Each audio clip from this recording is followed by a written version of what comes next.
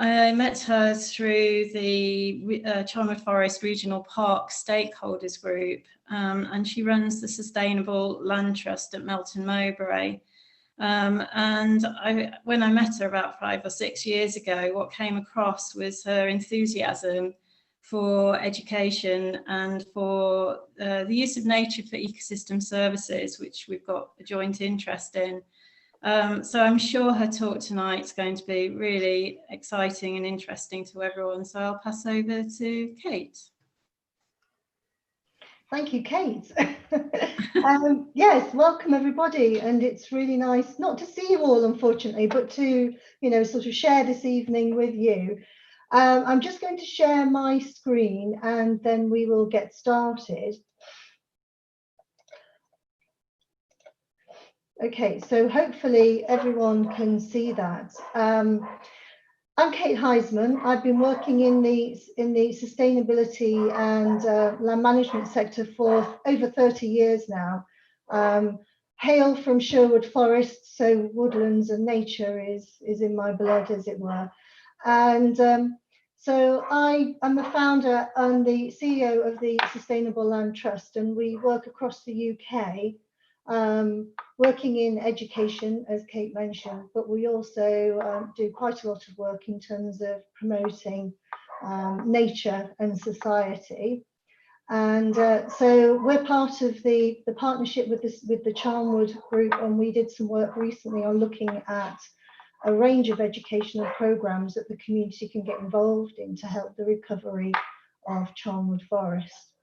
I'm a doctoral researcher in natural capital as well at Loughborough University, so I share my time with Loughborough, and so I get involved in quite a lot of work with different universities on ecosystem services, rural land and natural capital. So this evening's talk is about what will our future landscapes need to be and to do to be able to cope with a post-COVID, a post-Brexit set of policy and legal scenarios. So what will happen to our countryside? So the things that I'm going to cover this evening is, first of all, why nature and the environment is important to us, and then where we are now. And then looking at some of the new legislation and national priorities that are coming in, of how they will affect the countryside.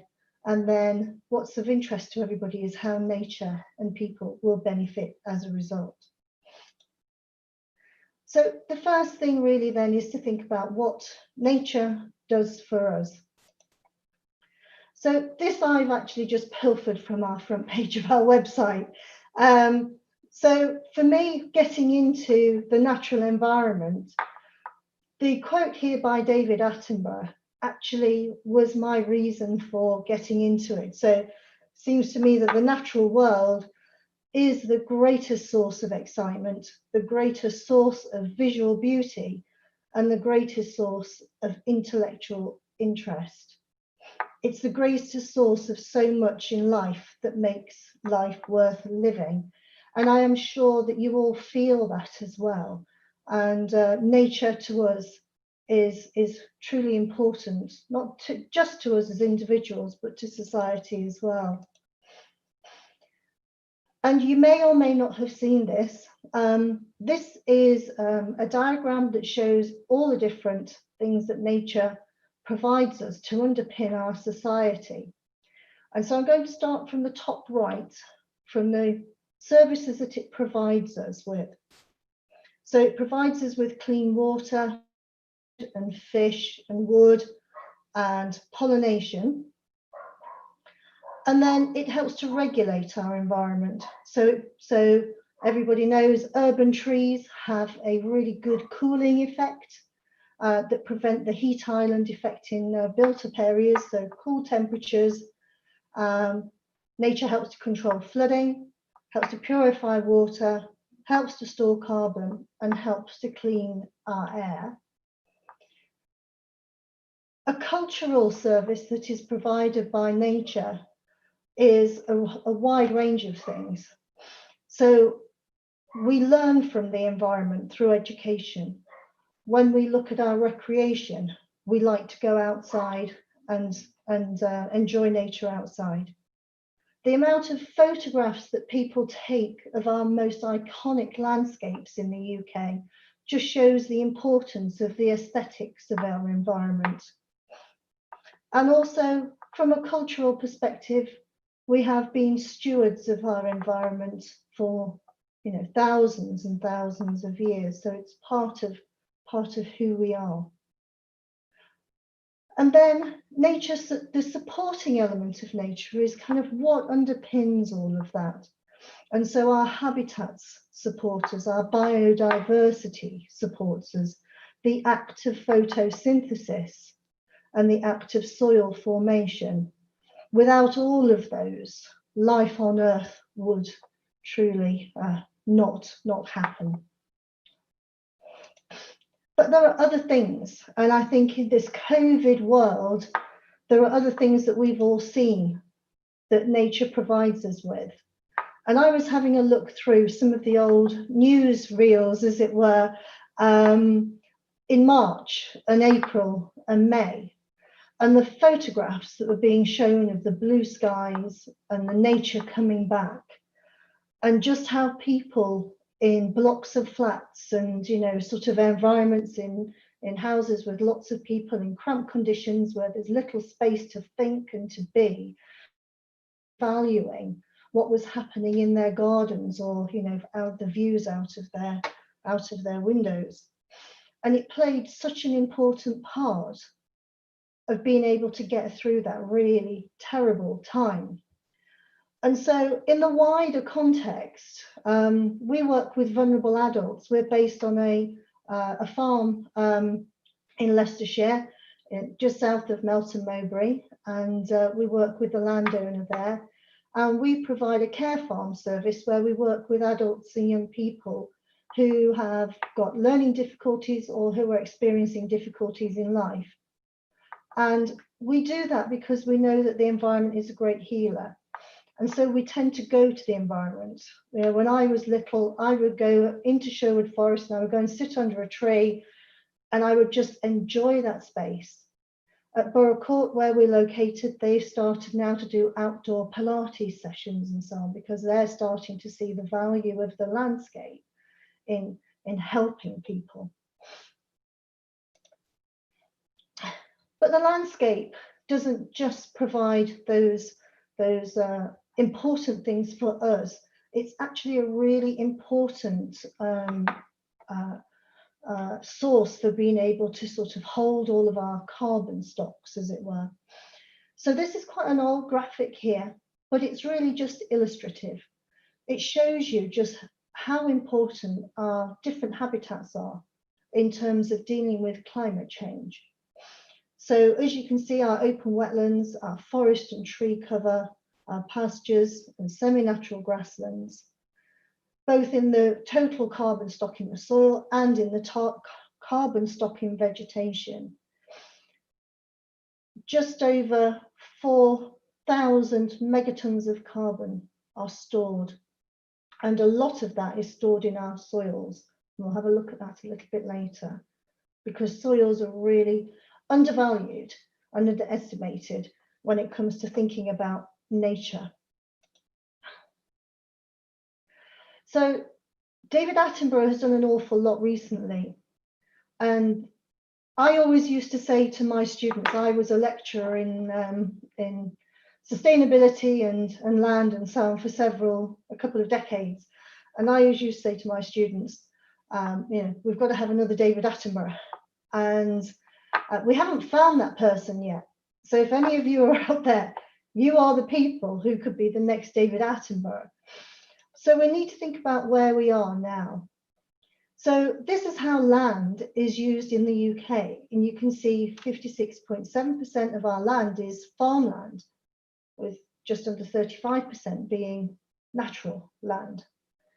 And then the green urban land, and then the built on land there. But what I would like you to do now is to think about what's going to happen in the next 15 years. So we know that we're going to have population growth because our population is growing. But that means that we'll have more people to feed. And in a post-Brexit countryside, where does that food come from? Our populations are getting older. And so therefore, we need to think about where those people will go when they can no longer live in their own homes, and what will be their needs as they get older. How will our countryside help them? We are now living more digital lifestyles as a result of COVID. Our young people don't go out very often. Our young people live on social media and YouTube and live a very online life.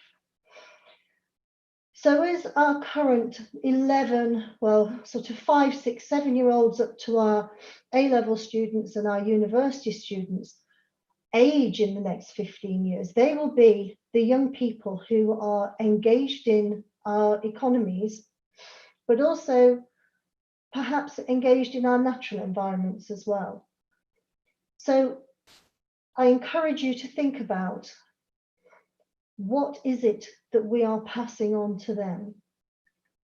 And how do we want them to feel about the natural environment in the same way that we feel about it? Do they have that sense of urgency that we have? Because we grew up with a fantastic natural environment. So I invite you to cogitate over that a little bit more. As we leave the EU, as we've left the EU, there are big decisions to be made about who we trade with and how we trade and how we deal with our food and our other commodities. In the 70s, there was a big push to sort of promote Britain, and are we going to do that again? If so, where do we manufacture things from? Where do we grow our food? What are going to be the conflicts between food, farming, energy, development? We become a very service-based sector. And once again, that means that we then become detached from our rural landscapes, as cities then become more as recreational hearts, eating and dining and culture. And perhaps in the next 15 years, people won't work in the cities so much. So maybe our rural environments might become more important, our villages and our small towns, as places where people will live and work. And if that's the case, what do they need? What can we offer? What is our countryside that we can offer that will engage them and enhance their lives? In the next 15 years, who knows? Are we going to live in a socially distanced society? Is recession going to be another 10, 15-year struggle that people are going to really find hard to get through? And what will that mean about their choices over the commodities, the things that they buy? And how then will that affect our countryside? And of course, it's last but obviously not least, the ever-present development and housing. So what will Boris Johnson's build, and the new white paper deliver for us? And what will that mean over the next 15 years? So I'm going to invite you now to use your chat function, because I want to ask you, given these facts and anything else that you can think of, what do you think will be the changes to our land use patterns over the next 15 years? How do you think our environment will change?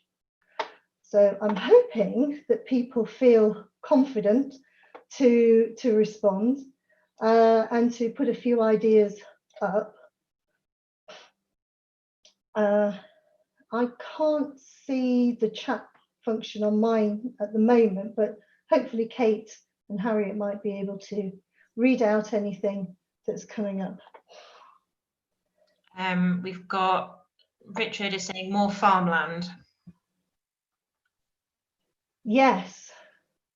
So at the cost of, and where does that come from, is the question back, I suppose. Yeah, yeah. We've got somebody saying, will more land be used for recreation?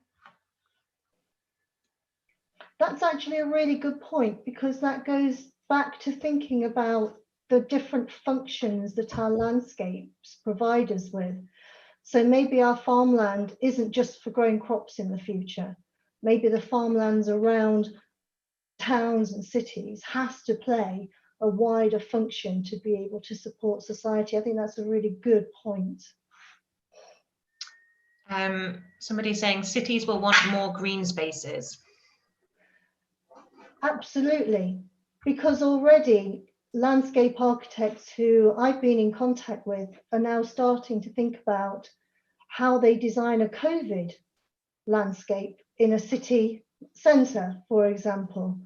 So to allow social distancing, but also to allow people to sort of circulate and move around in a healthy way. So, you know, let's hope that stirs some change there as well. Susan is saying growing population means more building. Yes, absolutely. Yeah. And once again, where are the vulnerabilities? Where do we choose? The issue with flooding, we know, is going to get worse. And so the parcels of land that are available to build on could become less and less. So definitely something that needs to be addressed in the future. And now that people are struggling to address it. So I really thank everyone for those points. It shows that people are thinking about these things now. And so I'd like to, if there aren't any other questions, I'd like to just move on to my next slides. And this is a graphic that really sort of shows where we've come from and where, well, the changes that the climate has, the changes in the climate, if you like. So this is something that is just quite startling to watch. There is no audio on this, so you can see the years trotting on.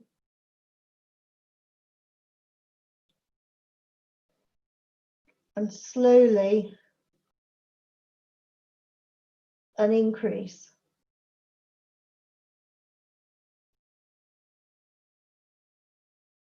And then you can start to see spikes.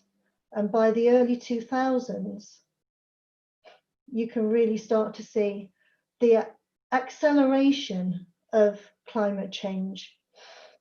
And if I just scroll down, this is from the BBC, the Science and Environment website. And if you just see, the 20 warmest years on record have been in the last 22 years. If this trend continues, temperatures may rise by 3 to 5 degrees centigrade by 2100. When I was a student studying climate change, we were looking at maps of the UK and what the UK would look like if there was a 2% increase or a 2-degree increase, and then what it would look like with a 4-degree increase. And it's frightening. And we also then looked at what would happen to the Southern Hemisphere. And with a 4-degree increase, most of the small Pacific islands have disappeared. And so thinking that the world could change so dramatically in such a short space of time, and knowing that people now are living longer, it's not too far-fetched to think that young people, the 2, 3, 4, 5-year-olds of today, could be seeing this way out of our lifetime, I'm sure, but certainly within theirs. I'll just bring that back. So it's something that our next David Attenborough will be championing, I'm sure. And when it comes to climate change, this is just an illustration here that agricultural and the land-based sectors also emit carbon as well. And so this is the 2016 figure, and it shows just how much carbon can be emitted. And I think there's a little note there that agriculture is likely to be one of the largest emitters by 2050. And so that also is something that we need to think about and plan for. And the agricultural industry are moving forward with this now.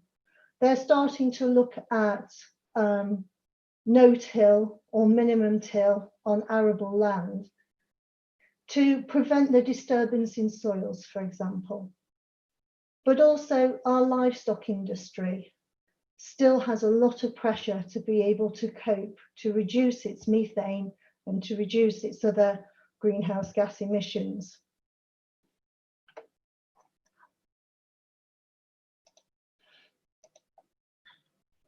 So the natural environment.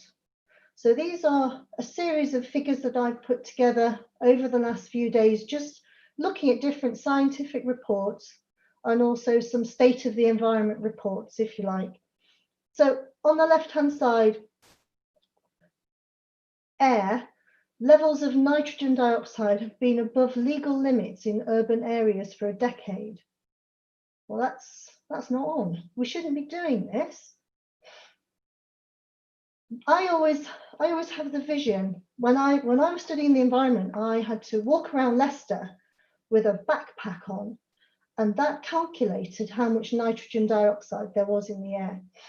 And I walked in the same position that a mum would walk with her child in a pushchair. And the child in the pushchair would only be a metre away from exhaust pipes. So it's collecting that data. And so what really startled me is just how close people are to air pollution and how early in their lives they are exposed to it as well.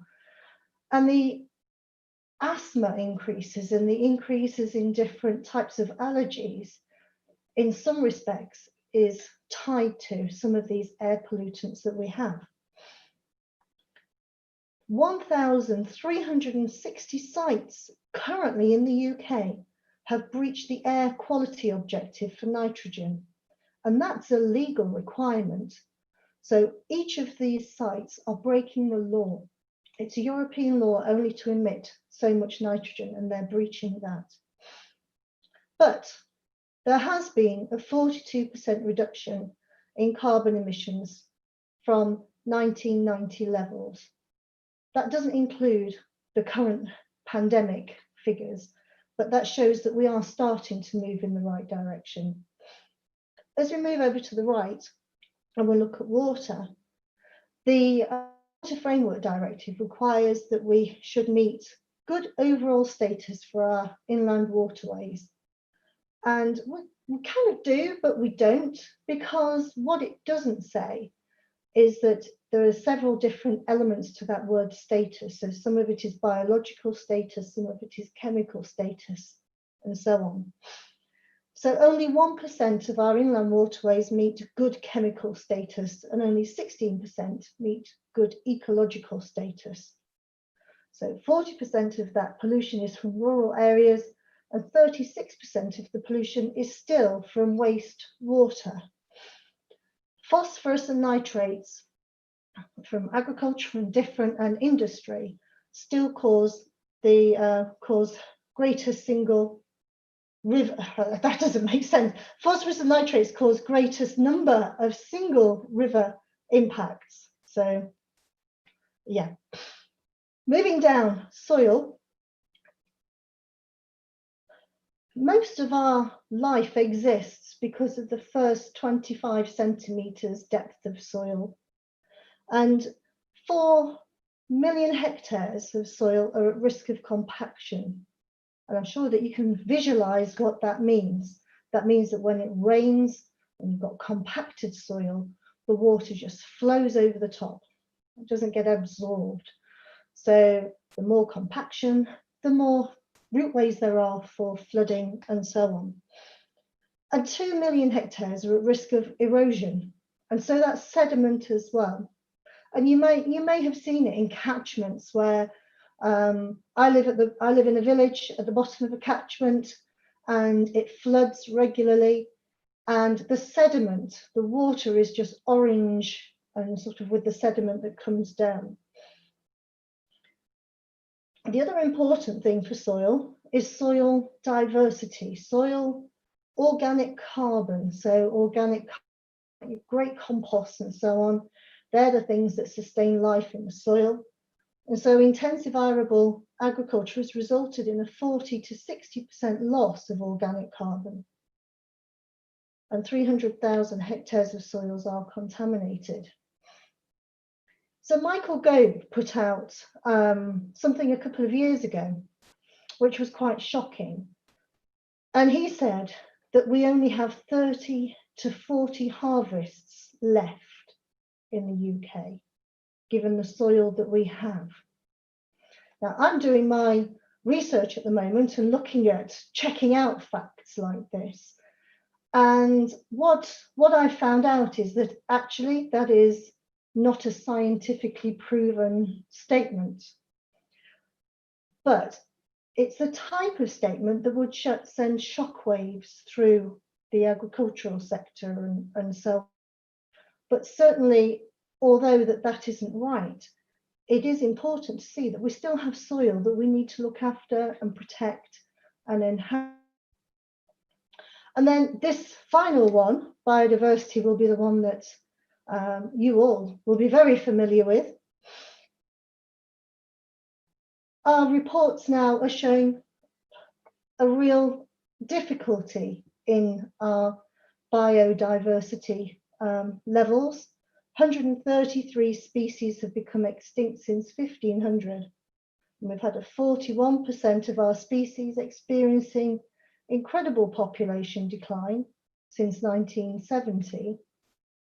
A quarter of our mammals are under threat of extinction. Given that, the UK is committed as being one of the leaders in the international group, the Convention on Biological Diversity, and it aims to promote a new framework to monitor and measure biodiversity by 2021. So I find that really a two-edged sword, really. It's great that we are world leaders in mapping the environment and monitoring the environment, but we're not doing terribly well in looking after our environment.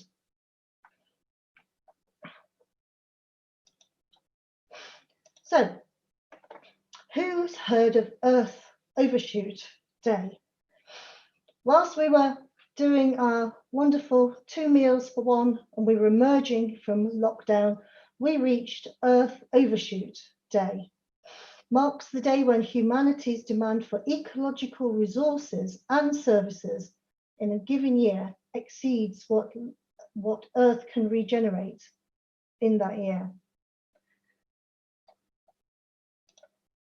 So, thinking about where we're at, if I had got my lecturer's hat on again, I would give us a D-. We show willing in our work, but we have failed to achieve the basic requirements of the test. We can do better. We can try again, resubmit, start again. So as we come out of Brexit and as we come out of COVID, what does that trying again look like? Is it more of just the same, just with different words? Or are we going to experience a real paradigm shift? Some of you may or may not be knowledgeable of this landmark document that fell in our inboxes in November 2018, Green Future, the 25-year plan to improve the environment. And it was really exciting because it was launched at the same time as the industrial strategy and the clean growth strategy. And each of those things had elements that related to the environment. The clean growth strategy looked at how we can decarbonize our industries and our lifestyles and our homes. This particular paper, 125 pages, that basically was saying, post-Brexit, here we are. This is what we're going to do. So 25-year goals have been set to achieve all of those things: clean air, plentiful water, thriving plants and wildlife, reducing those risks of flooding, but also of drought, and also using our nature more sustainably and enhancing our beauty and our heritage and getting people to engage with nature.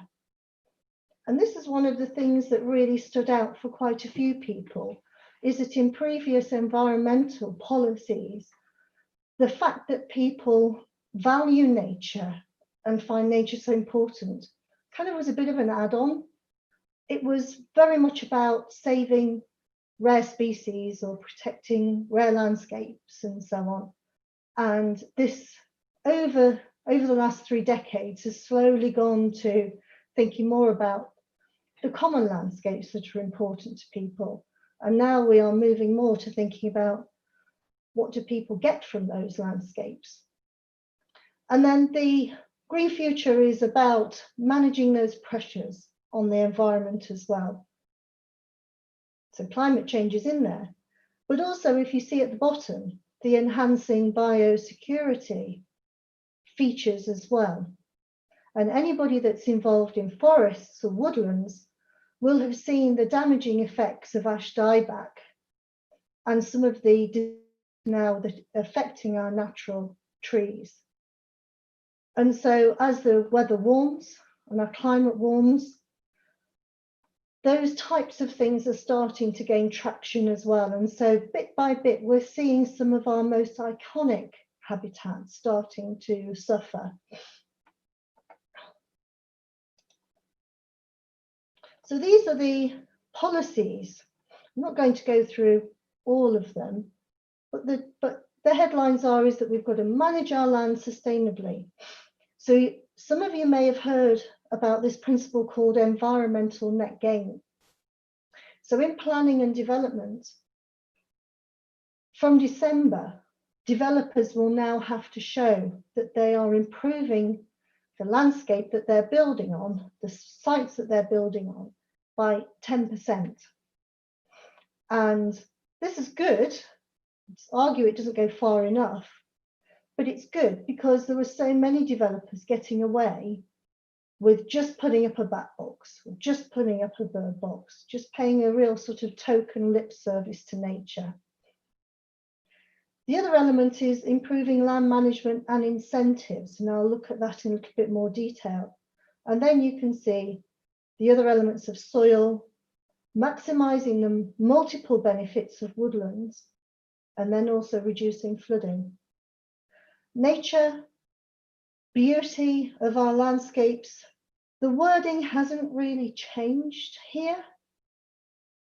I think if we look back in policy papers 20, 30, 40 years ago, conserving and enhancing natural beauty would still be there. But the big thing is the next one, about how we connect people with nature. So somebody mentioned earlier about green spaces. There's a lot more emphasis in this about bringing nature to people in our urban environments, in our schools, and also getting those young children out and close to nature, helping them to feel some element of stewardship over and responsibility to their natural environments, and greening towns and cities. So in the 1930s, there was a town planner called Ebenezer Howard, and he was responsible for building the Milton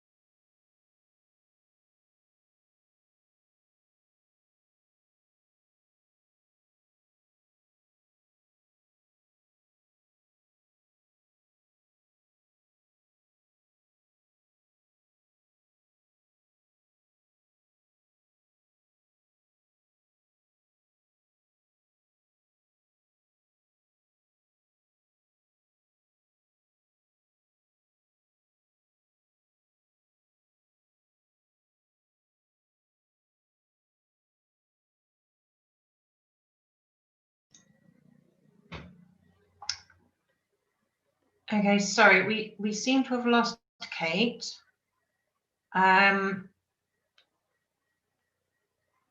We'll just try and get her back. Just bear with us a moment.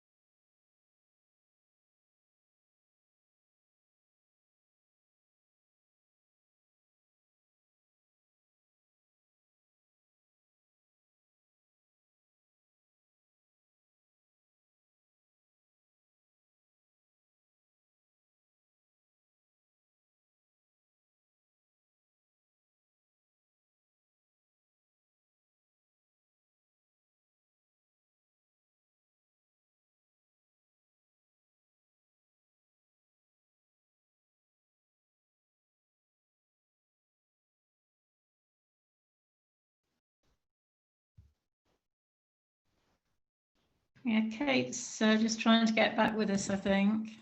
Okay. An email saying she's had a computer issue. Okay, hopefully she'll be able to rejoin then.